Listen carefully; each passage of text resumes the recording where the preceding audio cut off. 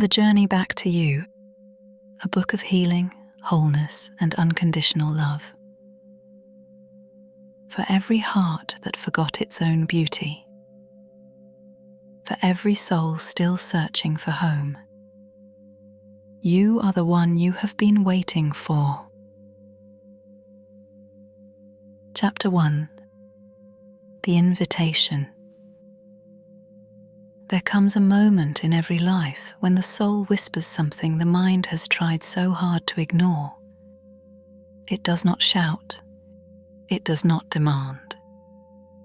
It simply says gently, as if it has been saying it all along, "Come home." Perhaps you are hearing these words at the end of a long day, when the house is quiet and the world has stopped asking things of you. Perhaps you found this recording during a season of searching, when nothing outside of you seemed to fill the space inside. Or perhaps someone shared it with you and said, "This is for you," and something in your chest recognized the truth of that before your mind could argue. This book is not a set of instructions. It is not a list of things you must fix about yourself. You are not broken. You have never been broken. You have only forgotten. And forgetting is not a flaw. It is what happens when the world is loud and the heart learns, too young that silence is safer than song. What you hold in your hands is an invitation to return to the one person you have spent your whole life running from, running toward, running around, and never quite reaching. Yourself. Not the self you show the world. Not the self you constructed from the expectations of others. Not the self that learned to shrink so it would not take up too much space. But the real you, the one who existed before the first wound. The one who laughed without checking to see if it was too loud. The one who loved without asking whether that love would be returned. The journey you are about to take is not a straight line. It spirals, it dips, it pauses. There will be chapters that feel like warm sunlight and chapters that feel like standing in the rain. That is as it should be. Healing does not happen in a single direction. It happens in circles that grow wider and wider until one day the circle is large enough to hold all of you. You do not need to be ready. You do not need to be brave. You do not need to understand what is about to happen. You only need to be willing. Willing to sit with yourself for a little while. Willing to let these words reach the places inside you that have been waiting so patiently to be reached. I will not ask you to think your way through this. I will ask you to feel, to let the words land where they land, to notice what stirs, to let tears come if they come, and to let stillness come if that is what arrives instead. There is no wrong way to receive what is offered here. Somewhere inside you, there is a door you closed long ago. Behind that door is everything you have been looking for. Not happiness as the world defines it, not perfection, not the absence of pain, but something far more beautiful, the presence of you. All of you, whole, unedited, unashamed. This book will walk you to that door. It will sit with you while you find the courage to open it. And when you do, it will remind you of what was always waiting on the other side. Love.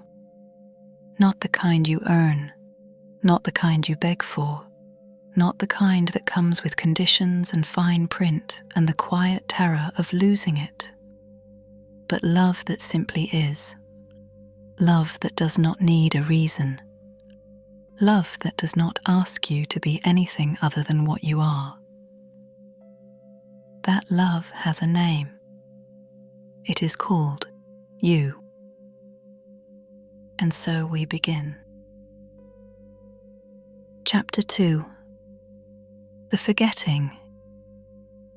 You were born knowing.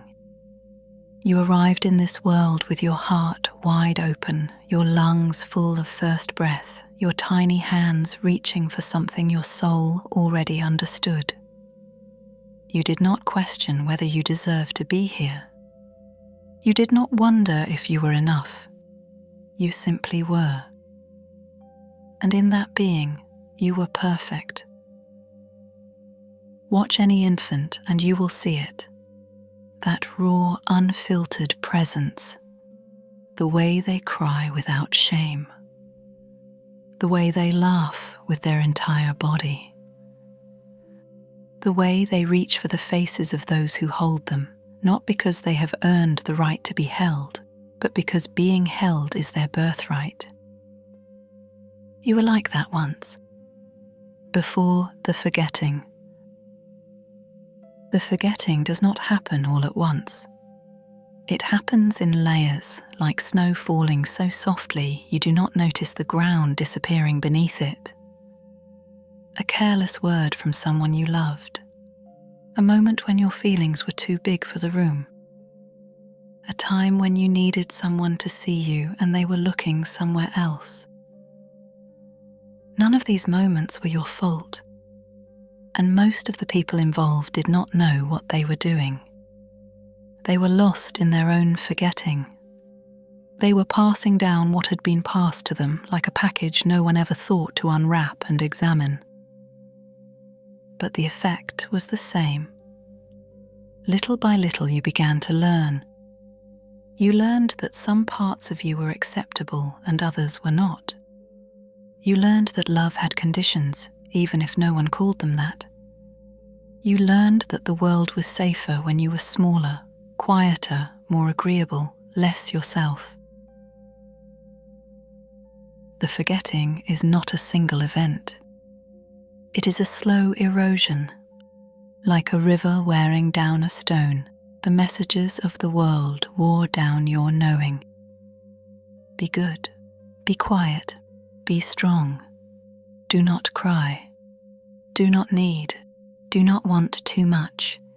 Do not take up space. Do not make a mess. Do not be a burden. And with each message, a little more of you went underground. Not gone, never gone, but hidden, tucked away in a place so deep you forgot it was there.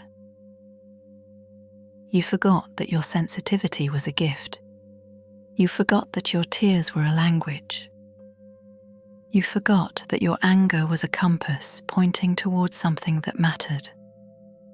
You forgot that your joy did not need permission. You forgot that your body was not a problem to be solved, but a home to be lived in. Most of all, you forgot that you were already whole. And in the absence of that knowing, you began to search. You searched in the eyes of lovers for proof that you were lovable. You searched in the approval of others for proof that you were valuable. You searched in achievements and titles and possessions for proof that you mattered. And sometimes you found something that felt like what you were looking for, but it never lasted. Because what you were searching for was not out there. It had been inside you all along, buried beneath the snow. This chapter is not meant to make you sad. It is meant to make you tender. Tender toward the child you were, who did the only thing they knew how to do. Tender toward the adults who could not give what they did not have. Tender toward the long, winding road that brought you here to this moment, to these words. Because here is the beautiful secret the world forgot to tell you. What has been forgotten can be remembered. What has been buried can be uncovered. What has been lost can be found. and the remembering begins now. You were whole before the world told you otherwise. That wholeness is still yours.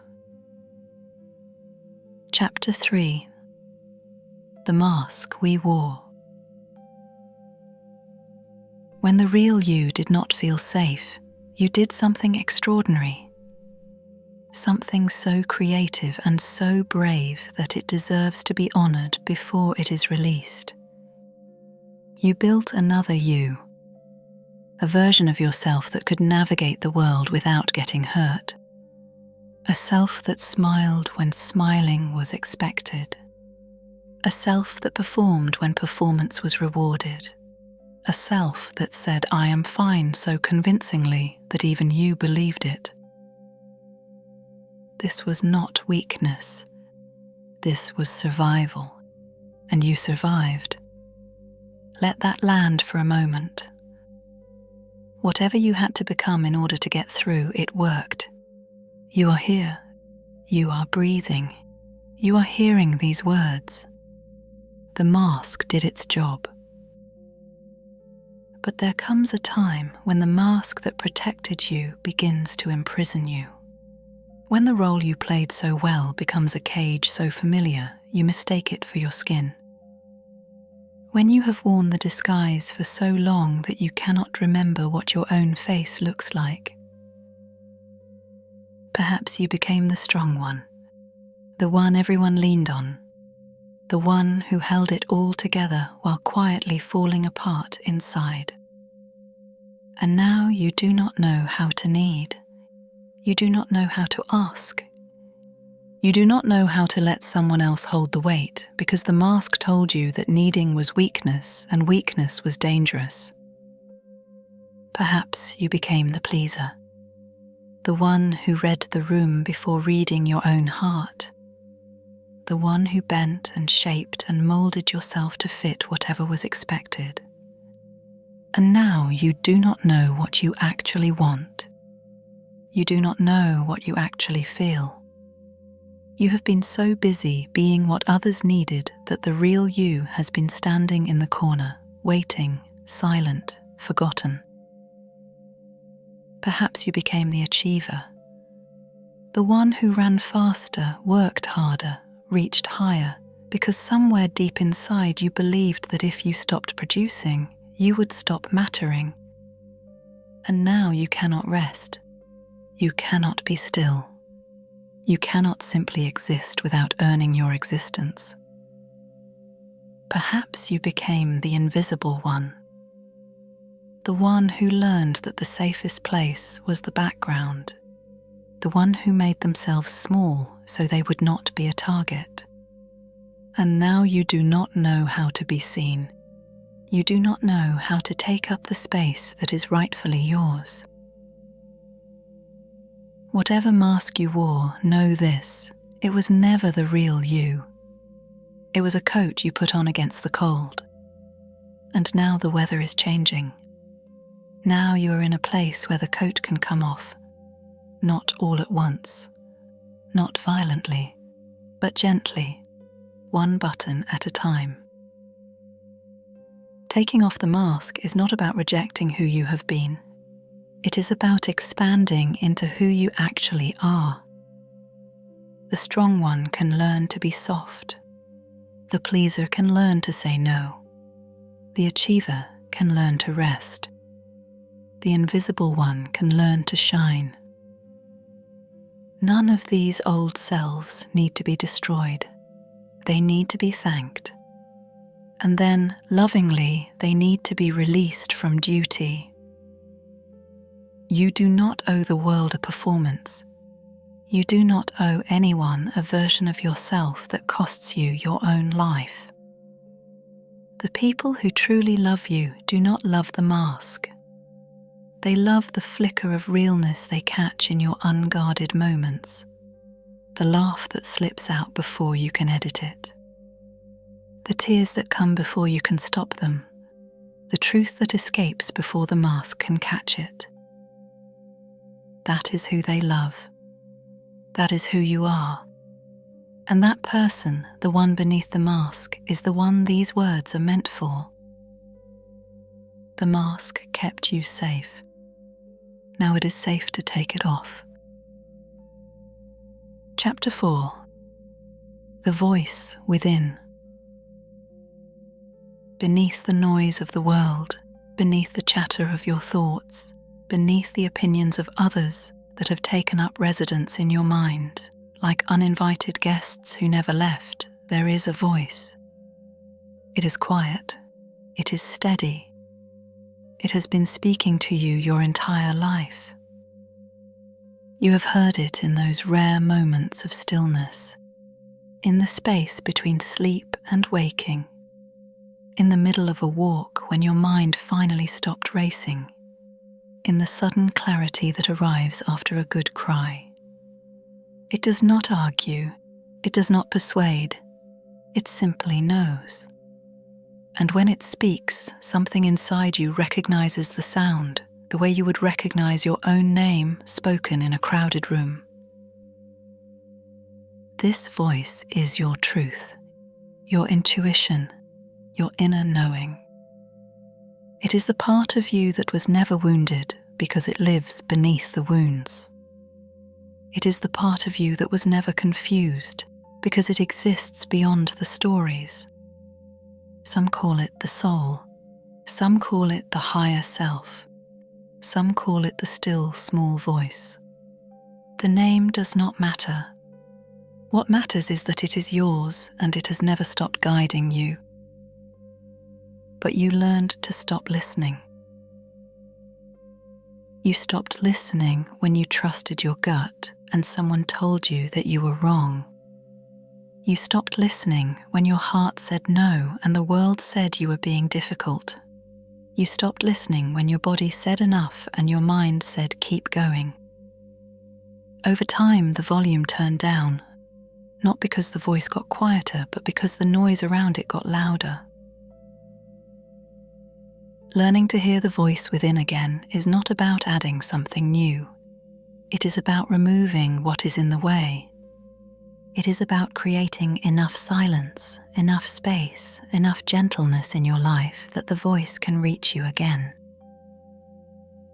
It speaks in feelings before it speaks in words. A tightening in your chest that says something is not right. A warmth in your belly that says yes, this way. A sudden peace that arrives when you are moving in the direction of your truth. A restlessness that will not leave you alone when you are moving away from it. Your body is the instrument through which this voice plays its music. When you are disconnected from your body, you are disconnected from your knowing. When you return to your body, when you learn to inhabit it again with tenderness and attention, the voice returns. Not because it went anywhere, but because you are finally close enough to hear it. Begin simply. Begin by asking yourself in the quiet of morning or the stillness of evening, what do I actually feel right now? Not what should I feel, not what would make sense to feel, but what is actually here, in this body, in this moment. And then listen. Not with your mind, which will want to analyze and categorize and fix, but with your heart, which already knows the answer. The voice within will never lead you toward harm. It will never ask you to be cruel to yourself or others. It will never demand that you be someone you are not. It will only ever lead you toward more of what is real. And real is not always comfortable, but it is always, always true. Trust it, even when it contradicts everything the world has told you, even when it asks you to be brave in ways you have never been brave, even when it whispers a truth you are not yet ready to live. Trust it. It has been waiting for you to come back to it. And it is so very glad you are here. The voice within has never stopped speaking. You have only to listen, Chapter 5. The First Wound. Every river has a source, every tree has a root, and every pattern of pain in your life, if you trace it back far enough, leads to a single place, the first wound. Not the first time something hurt, because life is full of small hurts that the heart absorbs and releases like waves meeting the shore. But the first time something hurt in a way that changed you. The first time your heart drew a conclusion about the world, about love, about yourself, that you have been living from ever since. You may remember it clearly. A moment etched in your memory with the sharp detail that trauma preserves. The words someone said, the look on their face, the feeling of the floor beneath you or the air around you, the exact texture of the silence that followed. Or you may not remember it at all. Some wounds happen before language, before memory as the mind understands it. They live in the body as sensation, as reflex, as a pattern of response so deep and so automatic that you never think to question it. You simply feel it. The tightening, the withdrawal, the flood of something old and nameless that arrives in situations that should not warrant such a response. The first wound is not always dramatic. It does not require violence or catastrophe. Sometimes it is as quiet as a parent who was there but not there. A mother whose eyes were somewhere else.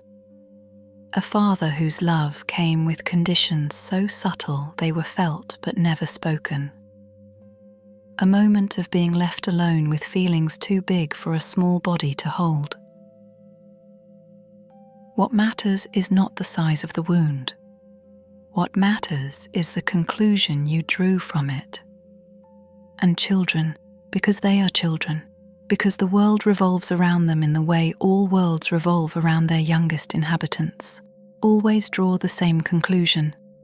It was my fault. I was too much. I was not enough. I was wrong. I was unlovable. Something about me caused this.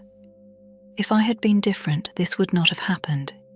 If I had been better, quieter, smaller, easier, more perfect, then I would have been loved the way I needed to be loved. And from that conclusion, a life was built. Not consciously, not deliberately, but inevitably the way a plant grows toward light, even in the dark. You built your life around avoiding the first wound, around making sure it would never happen again, around proving the conclusion wrong, or around surrendering to it completely. If the wound said you were not enough, you spent your life trying to be more. If the wound said you were too much, you spent your life trying to be less. If the wound said love was not safe, you spent your life keeping love at a distance. If the wound said you had to earn your place, you spent your life performing. But here is the truth the wound could not see, because wounds are not wise, they are only loud. The conclusion was wrong. It was always wrong. You were a child. You were doing your best in a world that was doing its best, which was not always good enough. The fault was never yours. You do not need to go back and relive the wound to heal it. You only need to go back and correct the conclusion. To place your hand on the chest of the child you were and say, with all the authority of the adult you have become, it was not your fault. You were enough. You were always enough. And the love you needed was not wrong to need. The first wound was the beginning of your forgetting. And naming it, gently, tenderly, without judgment, is the beginning of your remembering. The wound was never the truth of you. It was only the place where the truth got buried. Chapter 6. The Child Who Waits. Inside you, right now, in this very moment, there is a child. Not a metaphor, not a concept. A living, breathing presence that has been with you every day of your life, waiting with a patience that would break your heart if you let yourself feel it. This child is the you before the world got to you. Before the masks, before the wounds, before the forgetting. They are sitting somewhere inside your chest, your belly, your throat, wherever you carry your deepest feelings, and they are waiting for one thing. They are waiting for you. Not for someone else, not for a partner or a parent or a savior. They have waited for those people before, and those people, however well-meaning, could never quite reach the place where the child lives, because that place is yours. Only yours. And the child knows this even if you do not. Close your eyes for a moment if you are willing. Take a slow breath. And imagine yourself walking down a long hallway inside your own heart. At the end of the hallway, there is a room, and in that room, sitting quietly, is you. The young you, the small you, the you that the world forgot to protect. What do they look like? What are they wearing? What expression is on their face? Are they crying? Are they silent? Are they turned away, too hurt to look up? Or are they looking at you with eyes so full of hope that it makes something inside you ache? You do not need to say anything perfect. You do not need a speech. You only need to do what no one did or what was not done enough at the moment when it mattered most. Be there. Sit down beside them. Let them know they are not alone. Let them know they are not in trouble. Let them know that you, the grown-up version of them, have come back for them. Finally, at last, this child carries your original wound, but they also carry your original wholeness, your unedited laughter, your uninhibited curiosity, your natural trust, your effortless joy. They carry everything the world taught you to hide, and they have been keeping it safe for you all this time in the quiet room inside your heart. Some days this child will need comfort. They will rise up in moments of rejection or fear, and the feelings that flood you will be too big for the situation because they are not about the situation. They are about the original moment, the first time you felt that way. And in those moments, instead of pushing the feelings down or judging yourself for having them, you can turn inward and say, I see you. I feel you. I am here. We are going to be okay. This is the practice of inner parenting, of becoming for yourself what you needed and did not fully receive. It is the most radical act of self-love there is, because it reaches the part of you that is youngest, most vulnerable, and most in need of tenderness. The child who waits inside you does not need you to be perfect. They need you to be present. They do not need you to have all the answers. They need you to stay. That is all. That has always been all. Just stay. And when you do, something extraordinary happens. The child begins to trust again. Not the world, not yet, but you. And that trust, the trust between you and the youngest part of yourself, is the foundation upon which everything else is built. The child inside you has been waiting. Go to them. They have so much to show you. Chapter 7. The Weight of Words. Words are not just sounds, they are seeds. And the words that were planted in you when you were young took root in the soil of your being and grew into beliefs so deep you mistook them for facts. You are too sensitive. You are not smart enough. You are difficult. You are selfish for wanting what you want. You will never amount to anything. Who do you think you are? What is wrong with you? You should be ashamed. Perhaps these words were spoken directly by voices you trusted, voices you loved, voices you depended on for your very survival. Perhaps they were never spoken aloud at all, but communicated through sighs and silences and the 1,000 small ways a person can make another person feel like a problem. Either way, you absorb them. Children do not have the ability to question the words of their caregivers. They do not have the distance to say, "This says more about you than it does about me." They take the words in like air. They build their sense of self from the raw materials they are given. And if the raw materials were criticism and conditional love and impossible standards, then the self they built was never going to feel like home. The cruelest thing about the weight of words is that you carry them long after the voices have stopped speaking.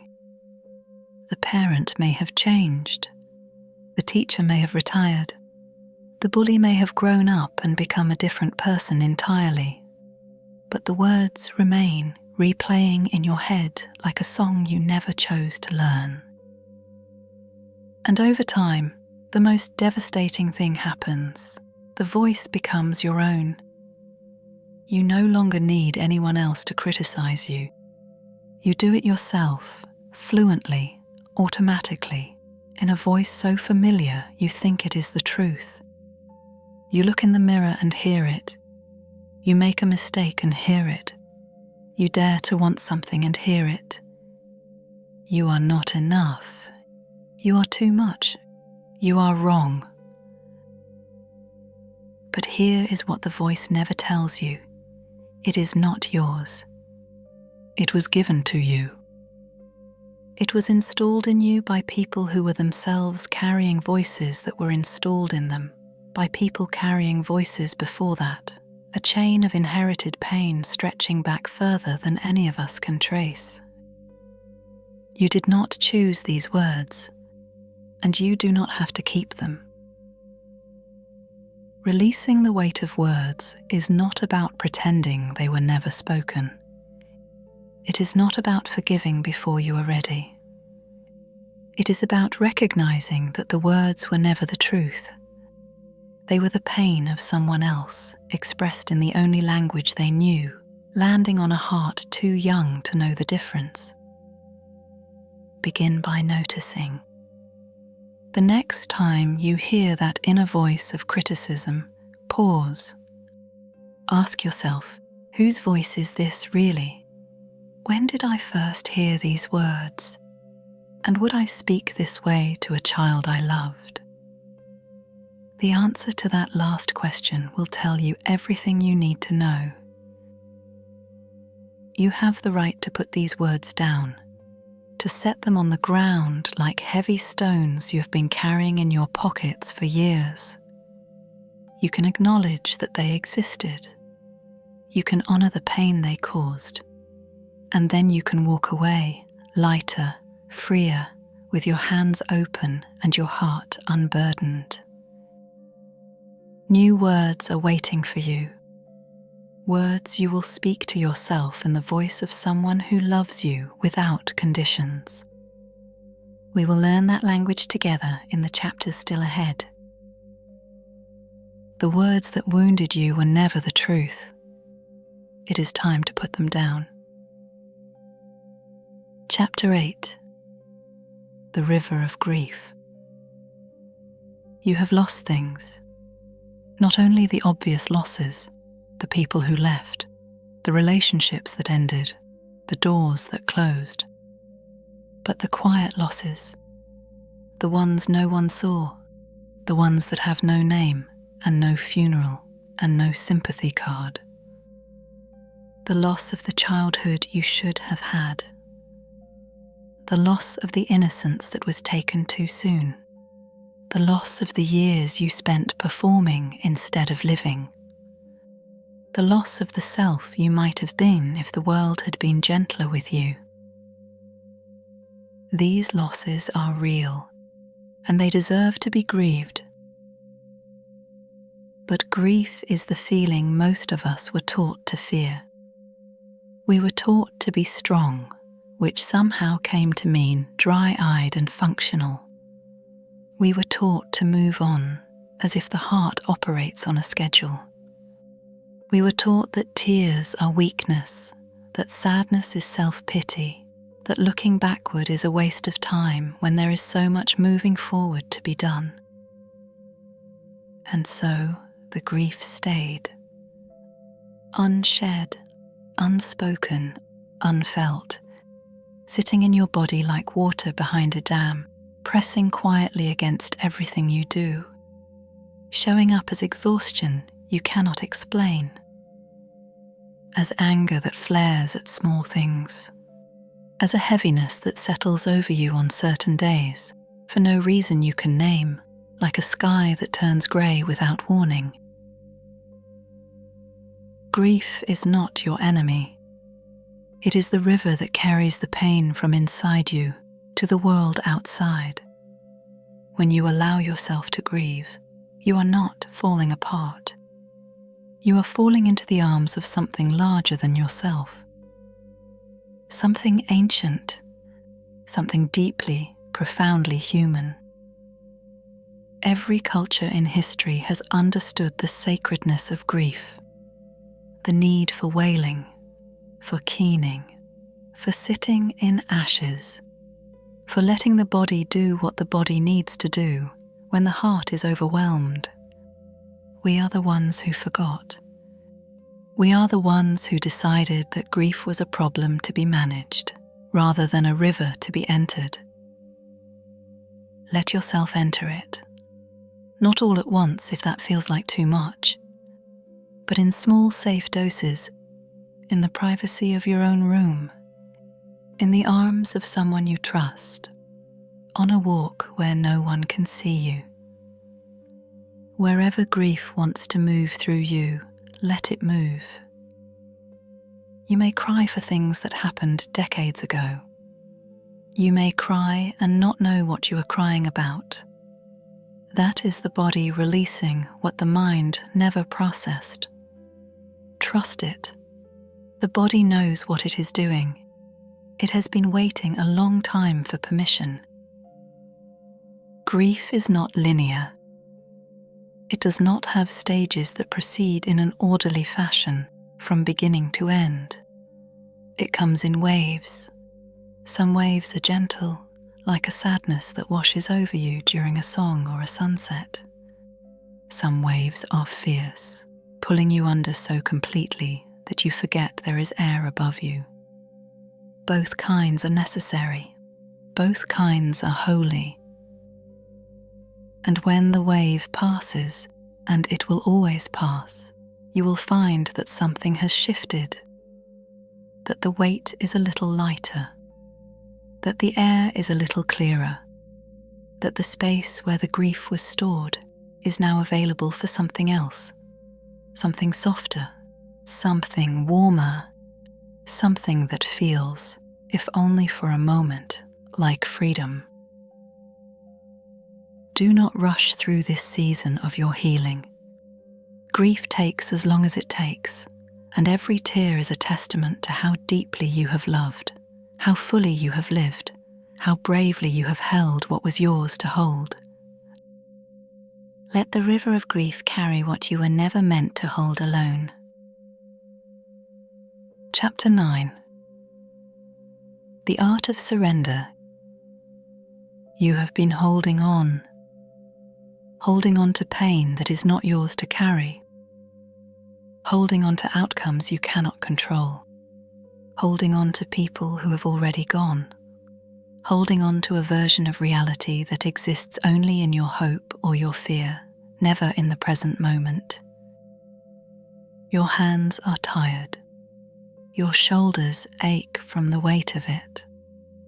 And somewhere inside you, there is a knowing that the holding is not helping, that the tighter you grip, the more exhausted you become, that the thing you are most afraid of letting go of is the very thing that is keeping you from the life that is waiting for you. Surrender is the most misunderstood word in the language of healing. It sounds like giving up. It sounds like weakness. It sounds like lying down in the middle of the road and letting the world drive over you. But that is not what surrender means. Not here. Not in the language of the heart. Surrender means opening your hands. It means trusting that what needs to stay will stay, and what needs to go will go, and that you do not always need to be the one deciding which is which. It means acknowledging that your control was always an illusion, a beautiful, elaborate illusion that gave you the feeling of safety while keeping you from the experience of freedom. Think of a river. A river does not force its way to the sea. It does not worry about the rocks in its path. It does not stop flowing because the terrain gets difficult. It simply moves. It finds the path of least resistance and follows it, not because it is lazy, but because it trusts the landscape to guide it. You are the river, and the life you are meant to live is the sea. But between here and there are rocks and bends and rapids that you have been trying to control, rearrange, and remove for years. Surrender is not about giving up on the sea. It is about trusting the water, about letting yourself flow. What are you holding on to right now? What is the weight that has taken up permanent residence in your chest? Is it the way things should have been, the person who should have stayed, the love you should have received, the justice that should have been done? Should is a word that keeps you chained to a reality that does not exist. And every moment you spend in should is a moment you are absent from what is. What is may not be perfect. It may not be what you wanted, but it is real. And only in the real can anything new begin. Surrendering does not mean you agree with what happened. It does not mean you condone the hurt. It does not mean you stop caring. It means you stop letting the past occupy the present. It means you release your grip on the rope and discover that the thing you thought was keeping you from falling was actually keeping you from flying. There is a prayer that lives in the heart of every person who has ever healed. It has many versions, but they all say the same thing. I cannot carry this anymore. I give it to something larger than myself. I trust that I will be held. You do not need to know what you are giving it to. Call it God. Call it the universe. Call it life. Call it the deepest part of yourself that knows things your mind has not yet caught up to. The name does not matter. What matters is the opening of your hands. What matters is the breath that follows the letting go. What matters is the lightness that arrives when you finally stop trying to carry the ocean. Surrender is not the end of strength. It is where true strength begins. Chapter 10. The body remembers. Your body has been keeping score. Every moment of fear, every wave of sadness, every experience your mind could not process, your body absorbed and stored, not as a punishment, but as a protection, not as a burden, but as a record. Your body has been the most faithful witness to your life, holding everything you could not hold yourself. The tension in your shoulders is not just tension, it is the weight of years spent carrying responsibility that was not yours. The knot in your stomach is not just a knot. It is the unspoken words, the swallowed truths, the things you felt but never expressed. The ache in your chest is not just an ache. It is the grief that never had a voice, the love that never had a place to land. Your body has been speaking to you in the only language it knows, sensation. But most of us were taught to override it, to ignore it, to push through, to take a pill, to power on. We were taught that the body is a machine and that the goal is to keep the machine running, regardless of what it is trying to tell us. But your body is not a machine. It is a miracle. It is the most sensitive instrument you will ever own, capable of detecting danger, registering love, storing memory, and communicating truth. When your body speaks, it is offering you information that your mind may not have access to. When your body tightens, it is telling you something. When your body softens, it is telling you something else. When your body trembles, or weeps, or freezes, it is doing exactly what it needs to do. Healing the body is not about fixing it.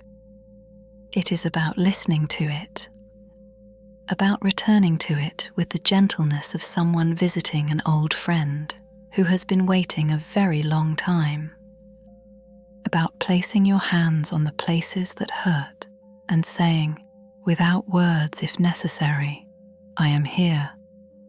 I am listening. Tell me what you need. Sometimes what the body needs is movement, not punishment disguised as exercise, but real movement, the kind that lets energy flow where it has been stuck.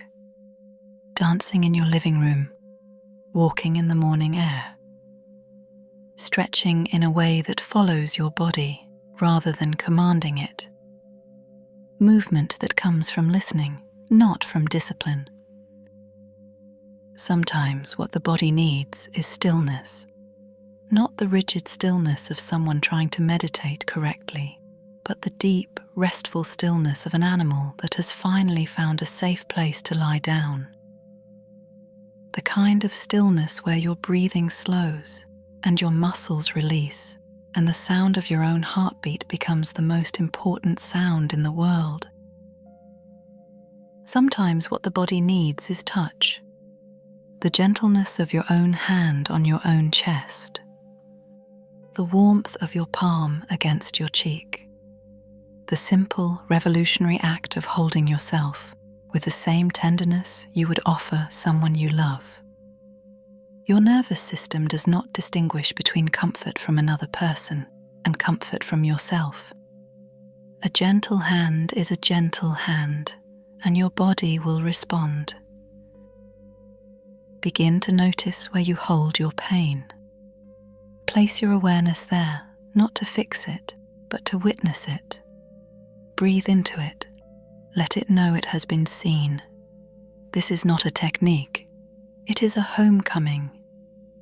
Your body has been waiting for you to come back, and it will show you things about yourself that no amount of thinking could ever reveal. Your body has been keeping the story. It is time to listen with love. Chapter 11. The Mirror. When was the last time you looked at yourself, truly looked, without the filter of judgment, without the running commentary of criticism, without the long list of things you wish were different? When was the last time you met your own eyes in the mirror and simply stayed? For most of us, the mirror is a battlefield. We approach it armed with expectations and leave it wounded by comparison. We see what is wrong before we see what is there. We notice the imperfection before we notice the life. The mirror has become a place of measurement, and we have been measuring ourselves against an impossible standard for so long that we have forgotten what it feels like to simply see. But the mirror is not the problem. The mirror only shows you what you bring to it. And if what you bring is a lifetime of being told you are not enough, then that is what you will see. Not because it is true, but because it is familiar. And familiarity in the human heart often masquerades as truth. There is a practice, simple and profound, that has the power to change everything. Stand before a mirror. Look into your own eyes, not at your hair or your skin or the things you have been taught to evaluate. Into your eyes and breathe. The eyes are the one place where the mask cannot reach. No matter how much the exterior changes, the eyes remain. They are the same eyes that looked out at the world when you were 5 years old. They carry everything you have seen, everything you have survived, everything you have loved. As you look, notice what arises. Perhaps discomfort, perhaps emotion, perhaps the urge to look away. Stay, not because it is easy, but because this is where the healing lives. In the willingness to see yourself without flinching. In the decision to meet your own gaze with gentleness rather than judgment. And then, if you can, say something kind. Not because you feel it yet, but because the child inside you needs to hear it from the adult who looks back at them. You are beautiful. Not in the way the world uses that word. Beautiful in the way a tree is beautiful, which has nothing to do with symmetry and everything to do with being alive. Beautiful in the way a river is beautiful, which has nothing to do with perfection and everything to do with movement. The face in the mirror has survived everything that has been thrown at it. It has carried you through days you thought you would not get through. It has smiled when smiling was the bravest thing it could do. It has aged, not as a failure, but as a record of time spent being human on this planet.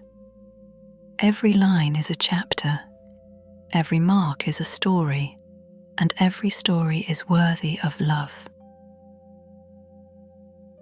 You do not need to love what you see in the mirror right away.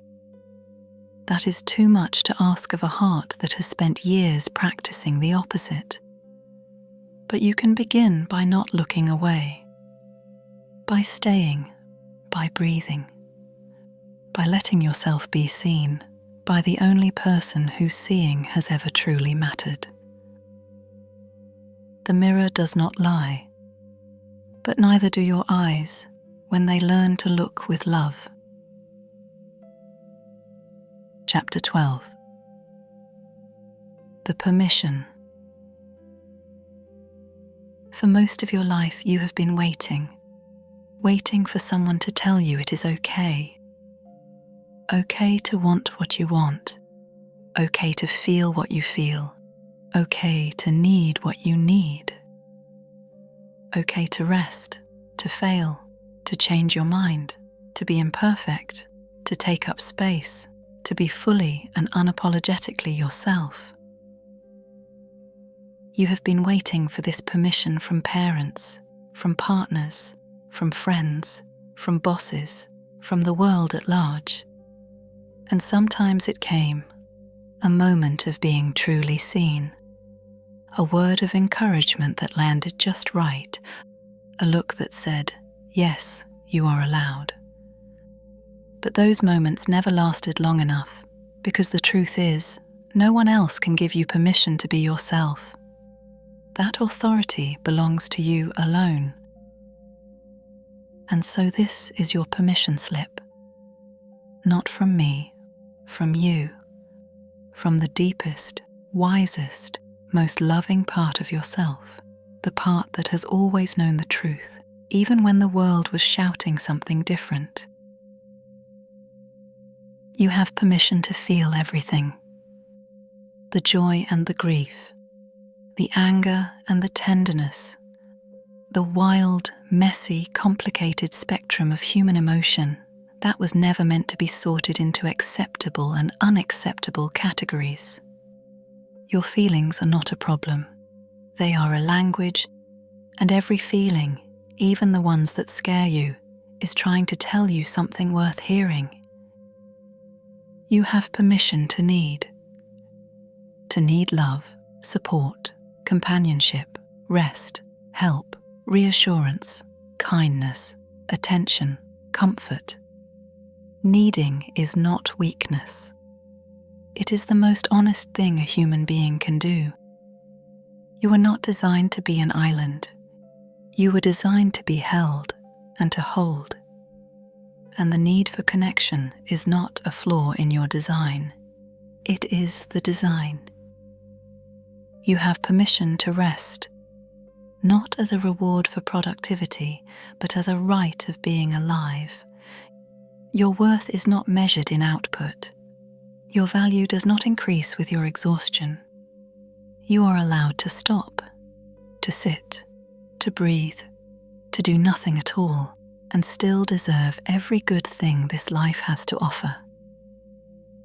You have permission to change, to outgrow what no longer fits, to leave the room that has become too small, to say, I am not who I was, and I will not pretend otherwise. Growth is not betrayal. It is the most natural thing in the world, and the people who love you will follow, and the ones who cannot follow were walking a different path all along. You have permission to be happy. This one is harder than it sounds, because somewhere along the way, many of us absorb the belief that happiness is selfish, that we do not deserve it until everyone else is taken care of. That joy must be earned, rationed, apologized for. But happiness is your birthright. It does not need to be justified. And your joy does not diminish anyone else's.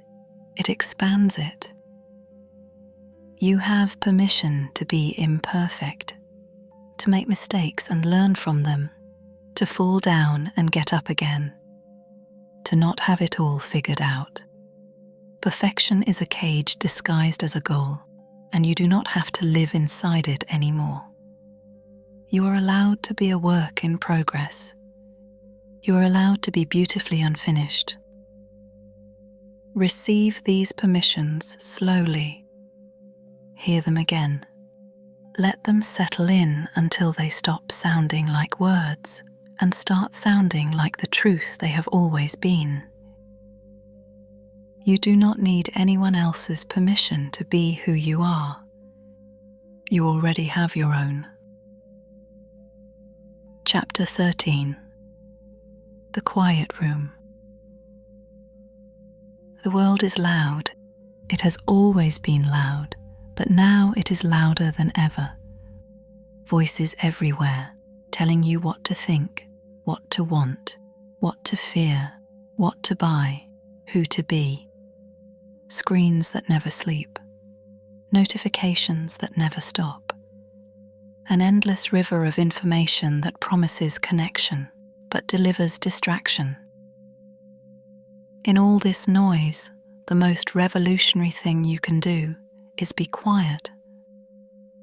Not the forced quiet of someone biting their tongue, not the empty quiet of a room with no one in it, but the chosen quiet, the deliberate, loving, radical act of stepping out of the current and standing on the shore, of saying to the world, I love you, but I need a moment with myself. You may be afraid of quiet, Many people are, because when the noise stops, what remains is you. All of you. The parts you keep busy so you do not have to feel them. The questions you keep buried under productivity and entertainment and social obligation. The loneliness that lives beneath the surface of a full and busy life. But here is what the quiet teaches. If you let it, you are not your thoughts. You are the awareness that notices your thoughts. You are not your emotions. You are the space in which your emotions arise and dissolve, like clouds in an endless sky. You are not the noise. You are the silence beneath it. And that silence is not empty. It is full. Full of a presence that has been waiting so patiently for you to stop running long enough to notice it. You do not need to meditate for an hour. You do not need to sit in a particular way, or clear your mind completely, or achieve any state of spiritual perfection. You only need 5 minutes. 5 minutes of sitting with yourself, without your phone, without a task, without a distraction, and breathing. In those 5 minutes, your nervous system will begin to settle. Your heart rate will slow. The constant hum of anxiety that you may have mistaken for normal will begin to quiet. And in that quieting, you will hear something, not with your ears, but with your being. A soft, steady presence that says, I am here. I have always been here. The quiet room is not a place you go. It is a place you carry. It exists inside you, beneath the worry, beneath the planning, beneath the endless doing. It is the stillness at your center, the eye of every storm, the pause between every breath. And you can access it anywhere, on a crowded train, in the middle of a difficult conversation, in the early hours of the morning when the world has not yet remembered to be loud. Make the quiet a practice, not a punishment, but a gift you give yourself. A daily act of love so simple, it seems too easy to be transformative, but transformation does not require complexity. It requires consistency, and 5 minutes of quiet, offered to yourself each day with love, will change you in ways that years of searching never could. In the quiet, you will find what the noise was hiding, yourself. Chapter 14. The Language of Self-Love. You speak to yourself more than you speak to any other person on earth. From the moment you wake to the moment you sleep, a stream of words flows through your mind, directed at you, about you, shaping the landscape of your inner world, with a power most of us never pause to consider. If those words are harsh, your inner world becomes a harsh place. If those words are critical, your inner world becomes a courtroom where you are always on trial. If those words carry the tone of someone who is disappointed in you, your inner world becomes a place where you are always falling short, always one mistake away from proving your worst fears true. Now imagine the opposite. Imagine speaking to yourself the way you would speak to someone you love deeply, someone who came to you in pain and you wanted nothing more than to ease that pain. You would be gentle. You would be patient. You would choose your words carefully, not to fix them, but to hold them. You would say, I am here. I see you. You are not alone in this. It is going to be okay. That is the language of self-love. And learning it is not as difficult as you might think. It does not require years of practice or a degree in psychology. It requires one simple shift: awareness. Begin by listening to how you speak to yourself, not to judge it, but to notice it. When you make a mistake, what do you say? When you look in the mirror, what do you think? When something goes wrong, who do you blame? The answers will show you the language you have been living in, and once you can hear it, you can change it. The change does not happen by force. You cannot bully yourself into self-love. You cannot criticize yourself into kindness. The change happens by interruption. Each time you catch the old voice, the harsh one, the critical one, you pause. You take a breath, and you offer a different word, not a perfect word, not a word you fully believe yet, just a softer word, a kinder word, a word that the child inside you would want to hear. Instead of, "I cannot believe I did that," try, "I am human and humans make mistakes." Instead of, "What is wrong with me?" try, "I am learning and learning is allowed." Instead of, "I am not enough," try, "I am doing my best and my best is different every day." These words may feel strange at first, even false. That is normal. You are learning a new language, and new languages always feel awkward before they feel natural. But with practice, the softness will start to take root. The inner voice will begin to shift. And one day, you will realize that the voice in your head sounds less like a critic and more like a friend. Less like someone who is trying to fix you and more like someone who is trying to love you. That friend is you, has always been you, just waiting for the moment when you chose to speak with love instead of fear. The words you speak to yourself become the home you live in. Make it a gentle one. Chapter 15. The Sacred No. Every yes you have ever spoken to someone else, when your heart was saying no, was a small betrayal of yourself. Not a dramatic betrayal, not one that anyone would notice, but one that you felt in the tightening of your jaw, in the sinking of your stomach, in the quiet exhaustion that followed the smile you did not mean. You learned to say yes because no felt dangerous, because the last time you said no, someone withdrew their love, because the last time you drew a line, someone crossed it and made you feel guilty for having drawn it, because somewhere, deep in your conditioning, you absorbed the message that your needs were less important than other people's comfort.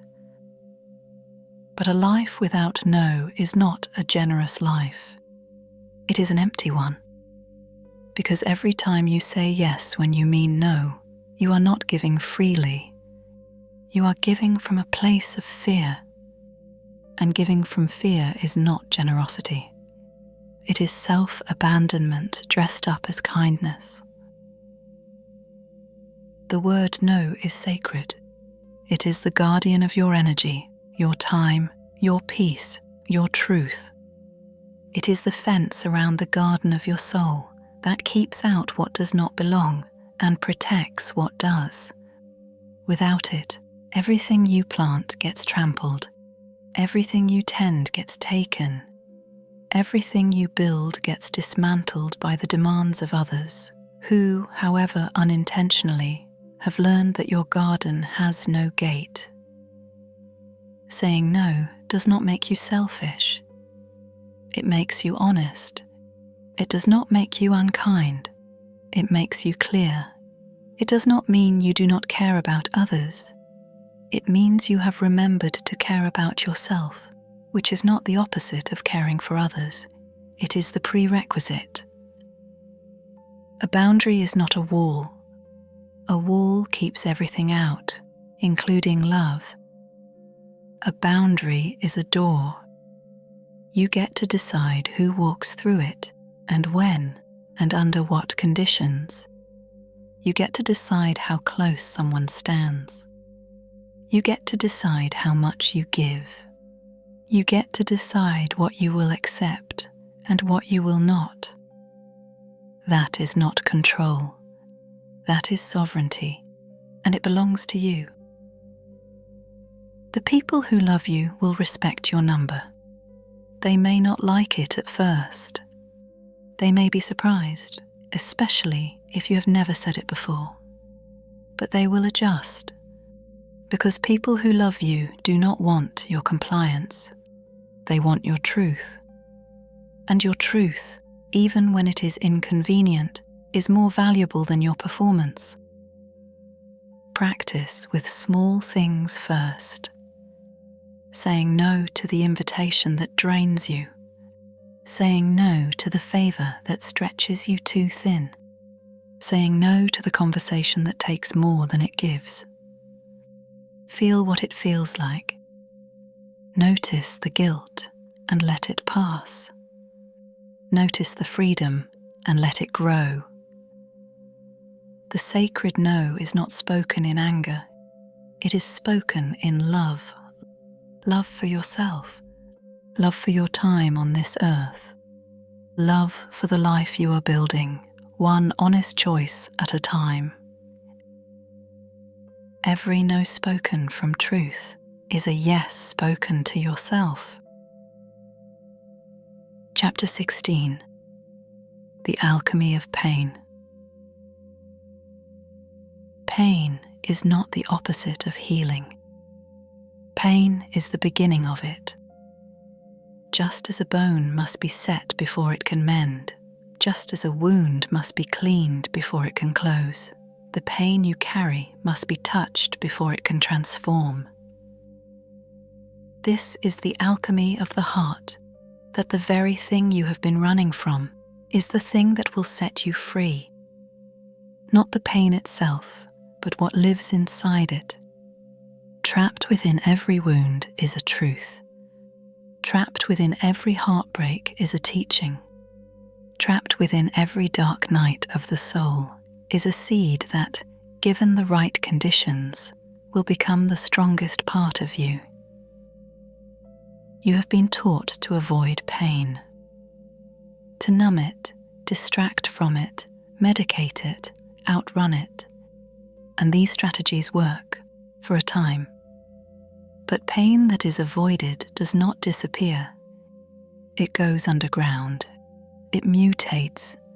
It shows up in your relationships, your health, your patterns, your dreams. It finds a way to be felt because that is what it needs. Not to torture you, but to be witnessed, to be understood, to be allowed to complete its journey. The alchemists of old sought to turn lead into gold.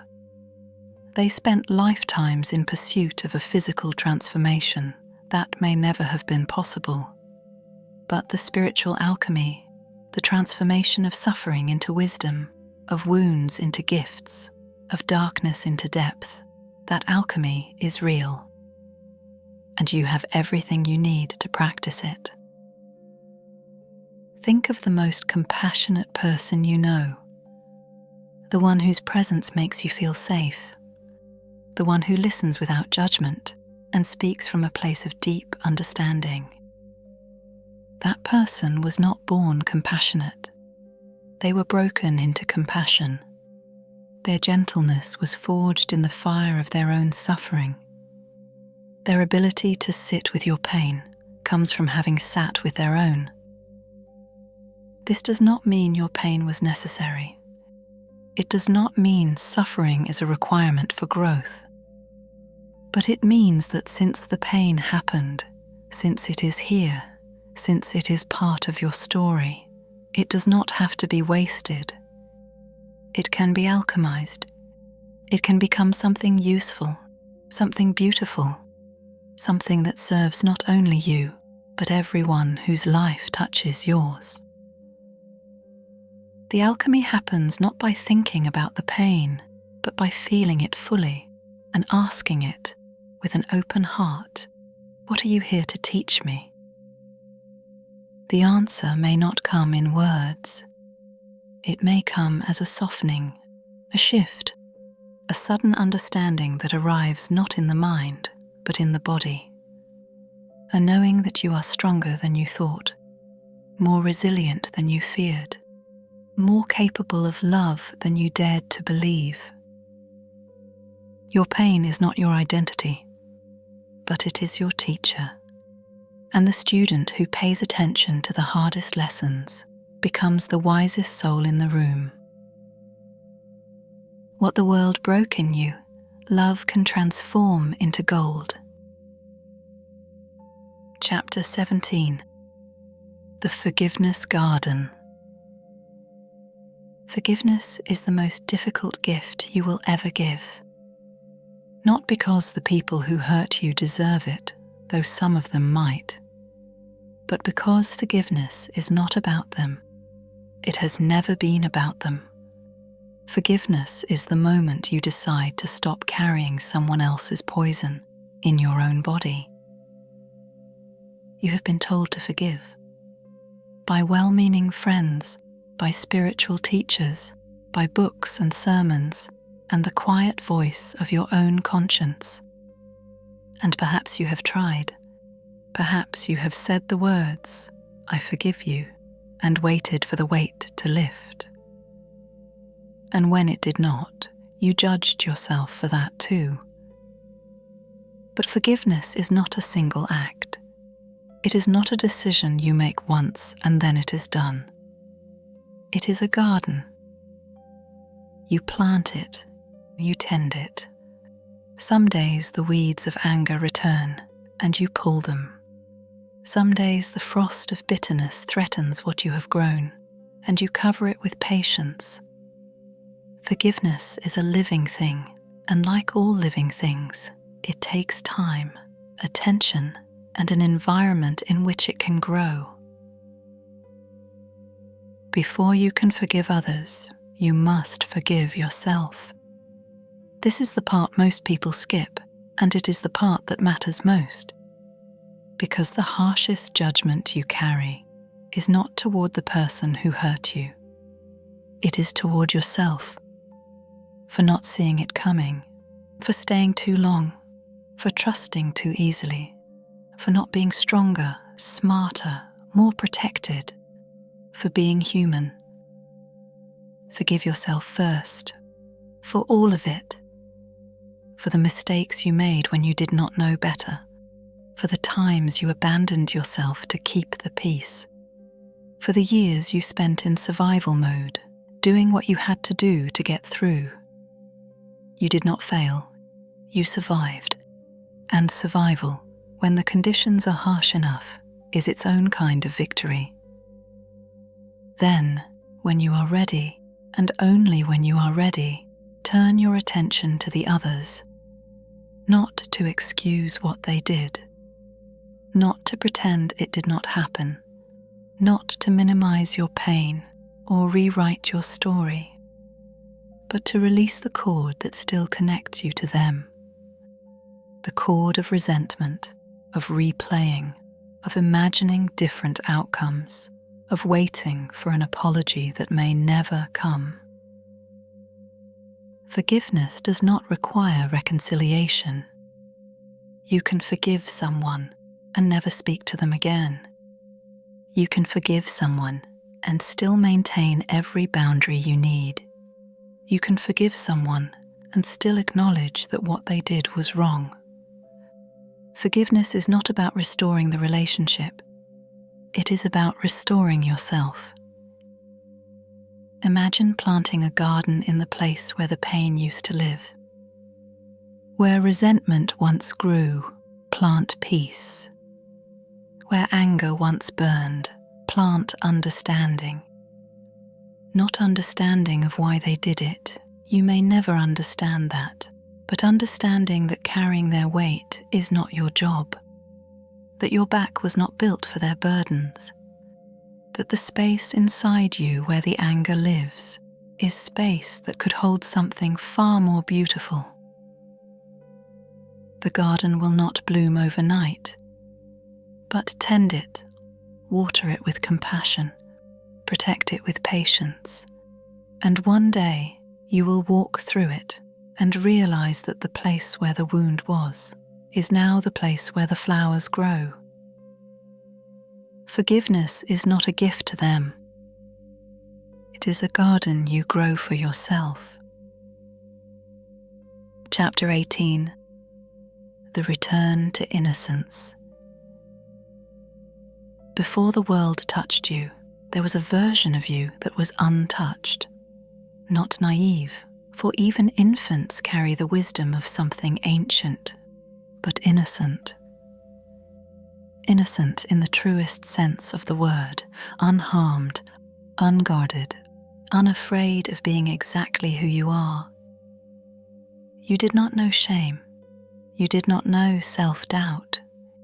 You did not know the particular agony of pretending to be something you are not.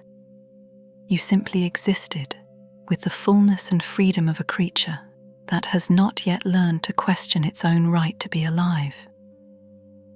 That innocence was not destroyed. It was covered, layer upon layer of protection, of adaptation, of survival, was placed over it like blankets over a sleeping child. And beneath all those layers, the innocence still breathes, still waits, still dreams of the day it will be uncovered. The return to innocence is not about becoming childish. It is about becoming childlike. There is a difference. Childish is the refusal to grow. Childlike is the refusal to harden. Childish avoids responsibility. Childlike embraces wonder. Childish hides from the world. Childlike runs toward it with open arms. You have earned the right to be soft again. You have walked through fire and survived. You have carried weights that would have broken lesser spirits. You have endured things that no one should have to endure, and all of that has made you strong. But strength without softness is armor, and armor, eventually, becomes a prison. Let yourself be curious again.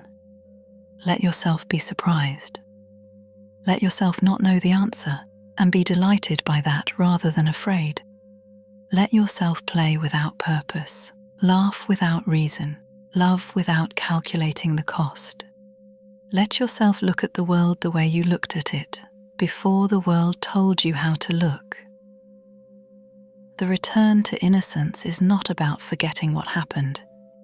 It is about refusing to let what happened become the final word on who you are. It is about standing in the middle of your own story and saying, "This happened to me, but it is not me. I am bigger than my wounds. I am deeper than my pain.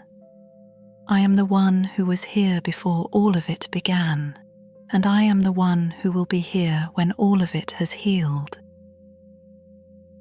There is a freshness waiting for you on the other side of your healing, a newness, a feeling of waking up on a morning when everything feels possible, not because the circumstances have changed, but because you have. Because the layers have come off. Because the child inside you, the innocent one, the whole one, is finally free to see the world through eyes that have been washed clean by tears and restored by love. Your innocence was never lost. It was only sleeping, and it is waking now.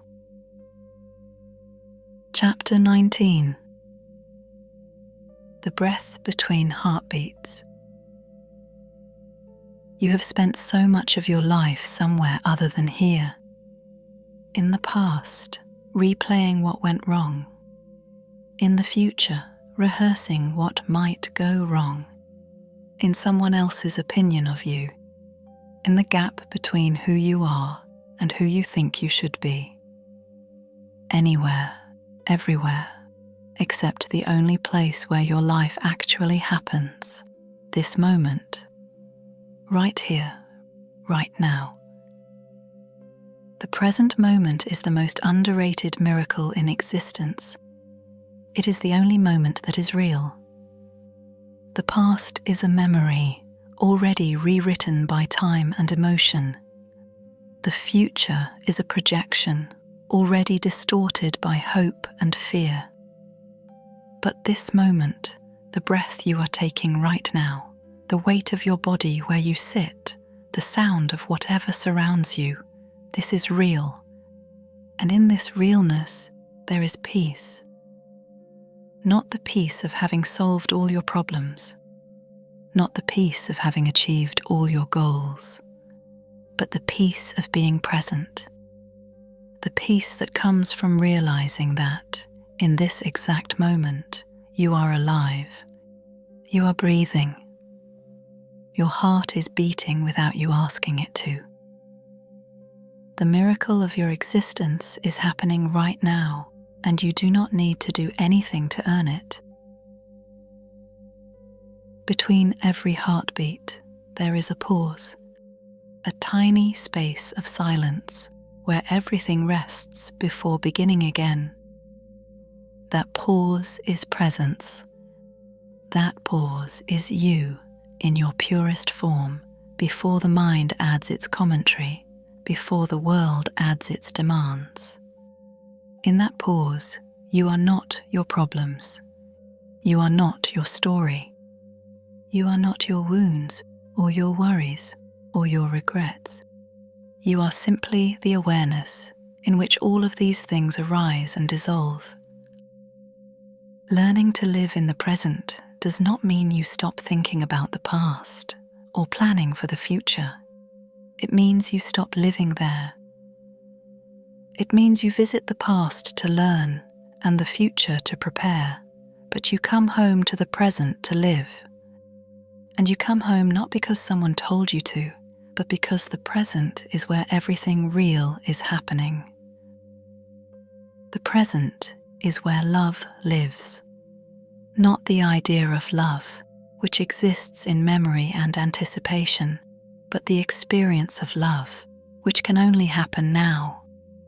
The warmth of sunlight on your skin, the sound of laughter from someone you care about, the taste of something simple and good, the feeling of your own breath rising and falling, a rhythm so faithful it has never once abandoned you. Healing happens in the present moment, not in the retelling of the past or the hoping for the future, but in the willingness to be here, now, with whatever is true. If what is true is sadness, be present with sadness. If what is true is joy, be present with joy. If what is true is confusion, be present with confusion. The content does not matter, the presence does. Breathe. Feel the air enter your lungs. Feel it leave. In that simple act, you are practicing the most powerful form of healing available to any human being, the practice of being here, of being real, of being alive. Between this heartbeat and the next, there is a space. That space is your home. Chapter 20. The love that was always there.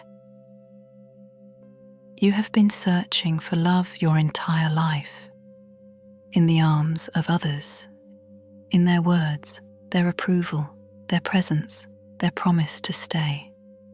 You have looked for it in mirrors and in the eyes of strangers.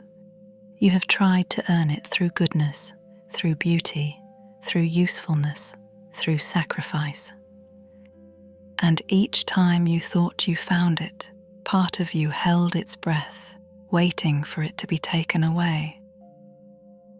Because love, as the world taught you to understand it, was always conditional. It came with terms. It came with expectations. It came with the unspoken agreement that if you stopped being what was needed, the love would stop too. And so you never fully relaxed into it. You could never fully trust it, because the love you were given always seemed to depend on something you could lose. But there is another kind of love, a love that does not depend on your performance, a love that does not increase when you are good and decrease when you are bad, a love that does not need a reason because it is not a response to something. It is the ground you stand on, the air you breathe, the pulse in your veins. This love is not outside you. It has never been outside you. It is you. Unconditional self-love is the most misunderstood concept in the healing journey. People hear it and think it means becoming narcissistic, or ignoring your faults, or settling for less than you are capable of. But unconditional self-love is none of these things. It is simply the decision to treat yourself with the same unwavering kindness that you would offer to someone you love without limit. It means loving yourself on the bad days, on the days when you fail, on the days when you say the wrong thing, make the wrong choice, fall back into the pattern you swore you were done with. It means loving yourself not because of who you are, but regardless of who you are. Not because you have earned it, but because you exist. And existence, all by itself, is reason enough. This is the love that was always there. Before the first wound, before the first mask, before the first time someone made you feel that love had to be earned. This love was there when you were born, radiating from the center of your being, like light from a star. And no matter what has happened since, no matter how thick the clouds, the star has never stopped shining. You did not lose this love. You only forgot where to look. You looked outward when it was inward. You looked in others when it was in you. You searched the entire world for something that was in your pocket the whole time. Place your hand on your heart. Feel it beating. That beating is not neutral. It is an act of love. Your body loves you so much that it keeps you alive without being asked. It heals your cuts, fights your infections, breathes your breath while you sleep. Every cell in your body is an expression of a love so deep and so automatic that you have never once had to earn it. That is the love that was always there. And now that you have found it, it will never leave you again. Because it is not something that can be taken away. It is not something that depends on anyone else's decision. It is yours. It has always been yours. And it will be yours for as long as you live. The love you were searching for was never outside you. It was you all along. Chapter 21. The soft place to land. When the world is hard, and the world is often hard, where do you go? Where do you land when you have been knocked down, let down, turned around, and told to keep going, when everything inside you is saying stop? For most of your life, the answer depended on someone else. A person who made you feel safe, a place that felt like shelter, and when that person was there, or that place was available, everything was bearable. But when they were not, when you needed comfort and no one was home, you learned the most painful lesson of all, that you did not know how to comfort yourself. What follows is about building a soft place to land inside yourself, a place that does not depend on the presence of anyone else, a place that is always there, always warm, always open, because it is made of you. A soft place to land is not a philosophy. It is a practice. It is the way you speak to yourself when things go wrong. It is the hand you place on your own heart when the tears come. It is the voice that says, quietly, in the middle of the chaos, I am here. I have you. We are going to get through this. It is the permission to curl up and rest when the world has taken more than you have to give. It is the refusal to push yourself beyond your limits simply because someone else's calendar says you should. It is the warm bath, the early bedtime, the slow morning, the deliberate choosing of gentleness over productivity, when gentleness is what your soul requires. Building a soft place to land inside yourself means learning to be your own mother, your own father, your own best friend, your own safe arms. It means developing an inner voice that is not a drill sergeant, but a tender guardian. A voice that does not say, get up, what is wrong with you, but rather, take your time. I will be here when you are ready. This is not self-indulgence. This is self-preservation. Because the world will not always be gentle with you. People will not always understand. Circumstances will not always be fair. And in those moments, the difference between someone who breaks and someone who bends is the presence of a soft place to land.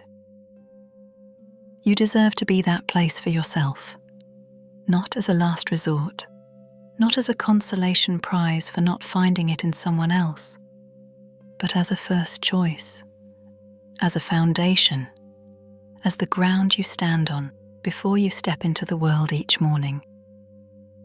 And when you become your own soft place to land, something remarkable happens. You stop needing others to be what they cannot always be. You stop placing impossible expectations on the people you love. You stop searching for safety in places that were never designed to provide it. And you begin, perhaps for the first time, to love others freely, not because you need them, but because you choose them. Be the soft place you have always needed. You have the tenderness for it. Chapter 22. The Overflow. There is a moment in the journey of self-love when something shifts.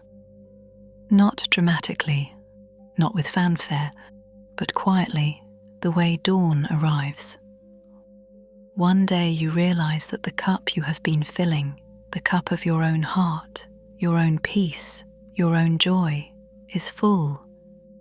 And from that fullness, something begins to spill over. Not because you are trying to give, not because you feel obligated, not because someone needs you and you cannot say no, but because there is simply more love in you than you can contain. And it flows outward the way a river flows to the sea, not out of effort, but out of nature. This is the overflow, and it changes everything. For most of your life, you gave from deficit. You poured from an empty cup. You offered others what you did not have, hoping that the act of giving would somehow fill the void that nothing else could reach. And perhaps it did, for a moment.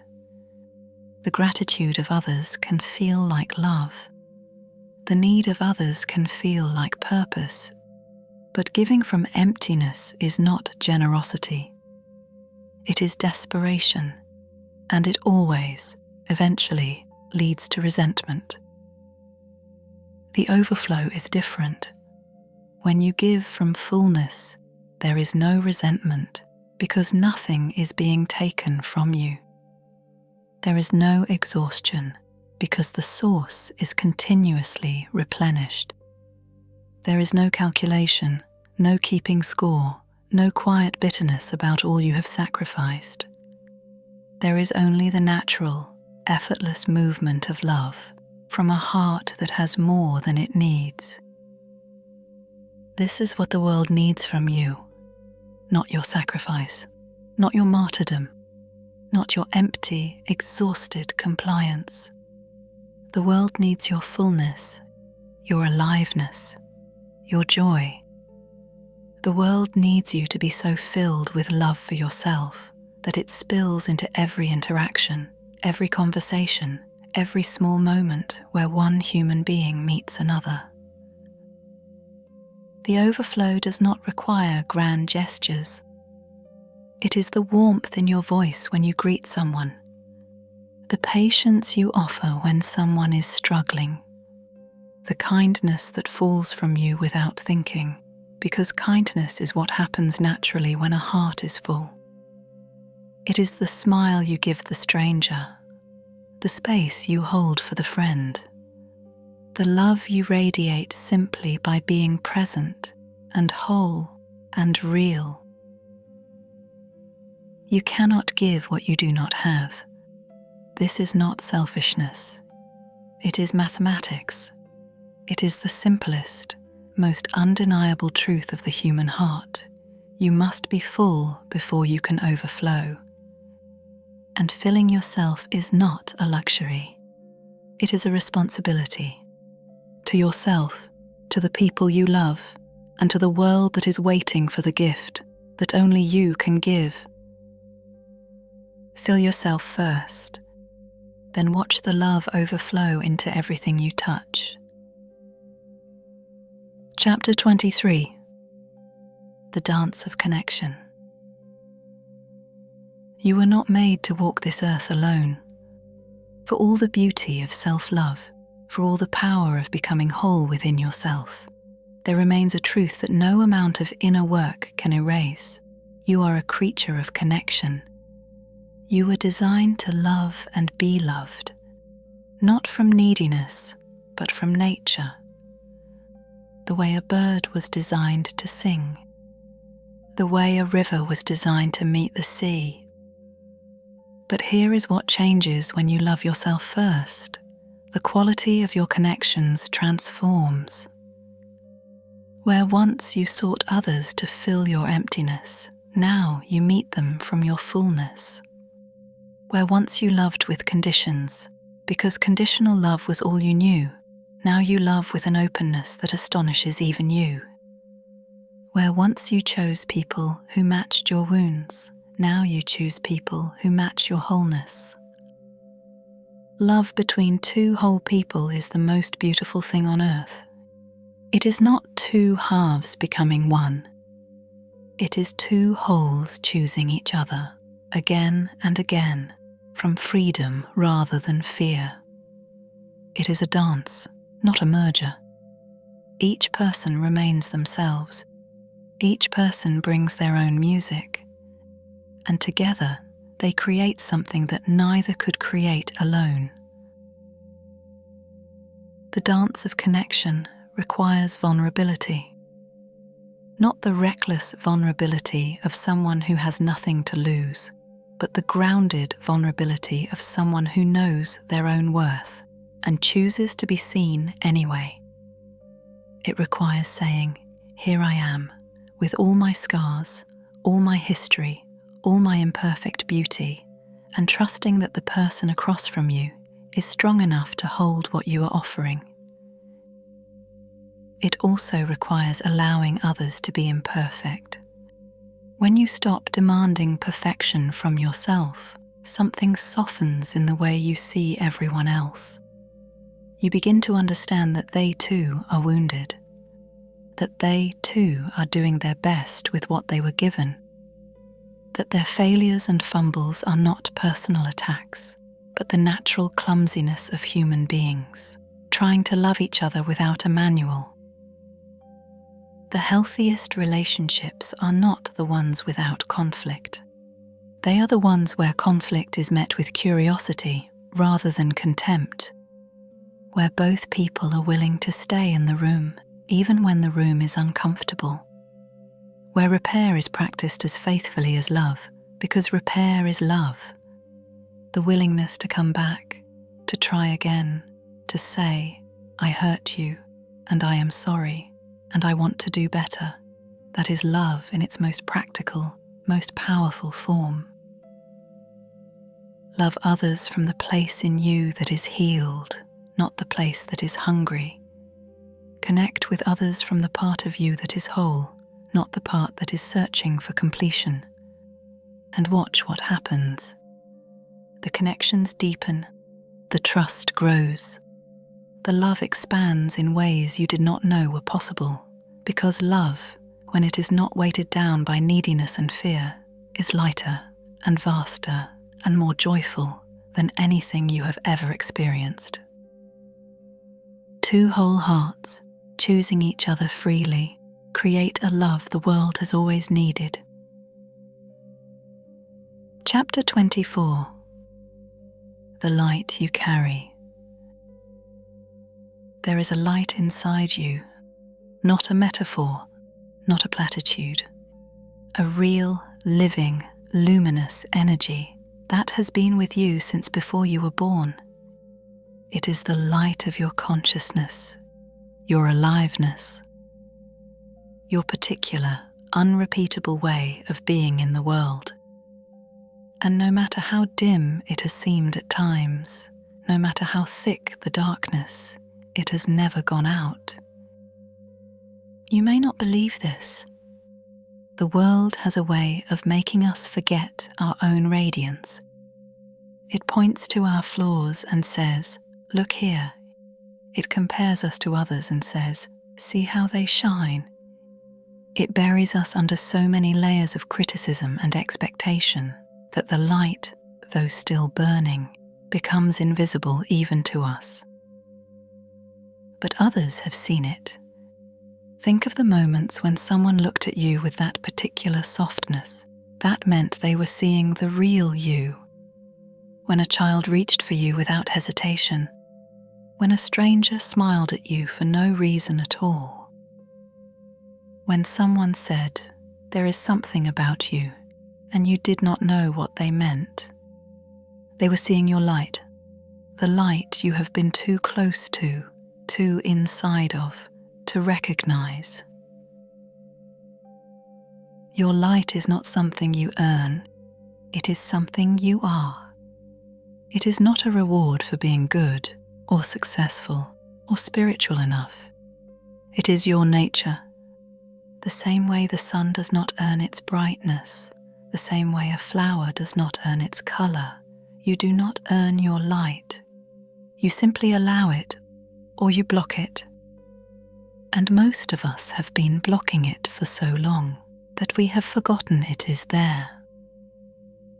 What blocks the light is not darkness. It is fear. Fear of being seen, fear of being too much, fear of outshining someone who taught you, with or without words, that your brightness made them uncomfortable. Fear of the vulnerability that comes with being fully, unapologetically alive. But here is the truth. Your light does not threaten anyone who is in touch with their own. The only people who are bothered by your brightness are those who have forgotten their own. And their discomfort is not your responsibility. Their forgetting is not yours to manage. Your only responsibility is to shine, not for attention, not for approval, but because shining is what you were made to do, and not shining is a betrayal of the gift you were given. You carry a light that this world needs, not because you are better than anyone else, but because you are different from everyone else. Your particular frequency, your specific warmth, your unique way of illuminating what you touch, none of that exists anywhere else in the universe. It lives only in you, and when you dim it, the world loses something it can never get from another source. So let yourself shine, not perfectly, not constantly, not without fear, but despite the fear, in the middle of the fear, with the fear and the light existing in the same heart at the same time, because that is what courage is. Not the absence of fear, but the decision to shine anyway. You do not carry the light, you are the light. Let yourself shine. Chapter 25. The Unfinished Song. You are not finished, and that is not a failure.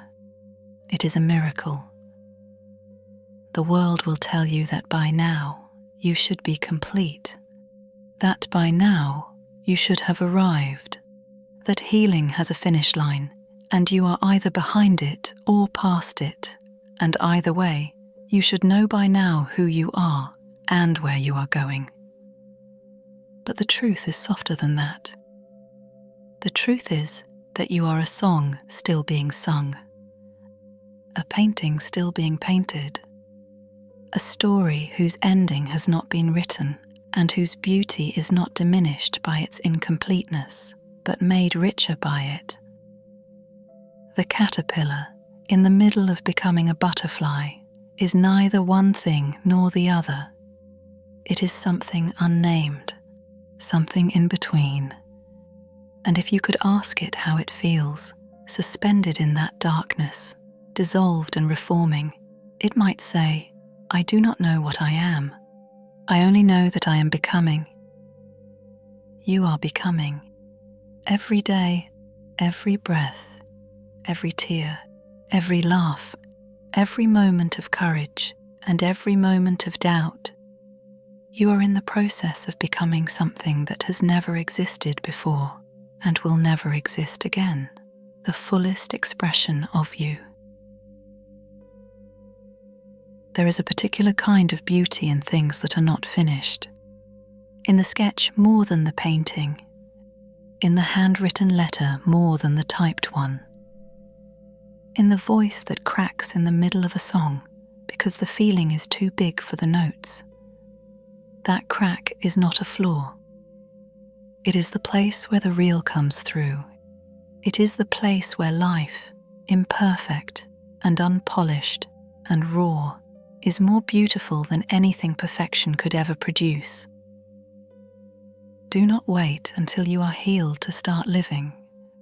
Do not wait until you are whole to start loving. Do not wait until you have all the answers to start asking the questions. The waiting is not preparation for life. The waiting is the avoidance of it. And life, in all its messy, uncertain, unfinished glory, is happening right now, whether you feel ready or not. You do not have to have it all figured out. That is not the goal. The goal is not a destination, but a direction. The goal is not perfection, but presence. The goal is not to become someone new, but to become more and more of who you already are, peeling away the layers that are not you, one day at a time, for as long as you are given days. There will be setbacks. There will be days when the old patterns return and the old voices speak, and you wonder if anything has changed at all. Those days are not evidence of failure. They are evidence of being human. And being human, with all its stumbling and starting over, is the most beautiful thing there is. You are an unfinished song, and unfinished does not mean broken. It means there is more music to come, more verses to sing, more notes you have not yet discovered in the range of your own voice. Let the song continue. Let it surprise you. Let it take you places you never expected to go. You are not finished becoming, and that is the most beautiful thing about you. Chapter 26. The Homecoming. You have travelled so far, through the landscapes of your own pain, through the dark forests of grief and the wide deserts of loneliness, through the storms of anger and the still waters of surrender. You have walked roads that had no map and crossed rivers that had no bridge. And here you are, still standing, still breathing, still beautifully, stubbornly, miraculously alive. This final chapter is not an ending. It is a threshold, a doorway through which you step not into something new, but into something that was always yours. The home you have been travelling toward is not a place. It is a feeling. It is the feeling of being at peace inside your own skin, of being at rest inside your own heart, of being at home inside your own life, not because everything is perfect, but because you are no longer at war with yourself. The homecoming is the moment when you stop searching for yourself in the eyes of others and find yourself in your own. When you stop waiting for permission and realize it was always yours to give. When you stop asking, "Am I enough?" and hear the answer not as a thought, but as a knowing that lives in every cell of your body. Yes, always, without condition. You were never truly lost. You were only away from yourself, away from the truth of who you are, away from the love that lives at the center of your being, so constant and so quiet that you could walk right past it 1,000 times without noticing. But you noticed. You turned around. You came back.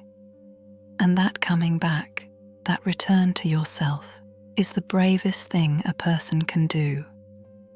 Not because it is dangerous, but because it requires something harder than courage. It requires tenderness. The tenderness to look at yourself without flinching, to hold yourself without conditions, to say to the face in the mirror, to the child in your heart, to the soul that has been waiting all this time, "Welcome home. I have missed you. I'm so glad you are here." From this place, everything is possible. From this place of wholeness, of self-love, of deep and unshakable peace, you can build a life that is true. Not true by the world's standards, but true by yours. A life where your choices come from love, not fear. Where your relationships are rooted in freedom, not need. Where your days are shaped by purpose, not performance. Where you wake up in the morning and the first thing you feel is gratitude, not for what you have, but for who you are. This is the life that was always meant for you. The one that was waiting on the other side of every wound, every tear, every dark night, every act of courage.